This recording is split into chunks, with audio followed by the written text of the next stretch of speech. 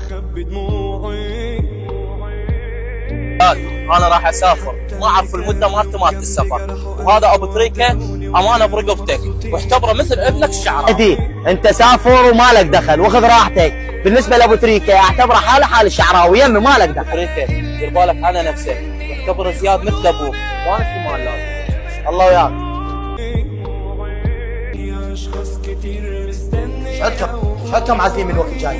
ابوي هاليوم ابو تريكه يقول ابوي عنده حصه وياكم بالمحل. التعب وفوق هاي العيشه صار لك 20 سنه معيشك، هسك بتدعى بحصه، تروح توكل بالله من هنا يلا. تريكه امانه برقبتك واعتبره مثل ابنك الشعراوي. تطردني عم مو صاريت الحكي.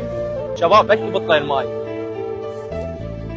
اوه ثانك اكو واحد ولد هنا اسمه زياد ابن الشعراوي. مش ادلك عليهم واعرف مكانه من هو. مهدي اخوي الحمد لله على السلامه. عم زياد قل المهدي وين ابو تريكه؟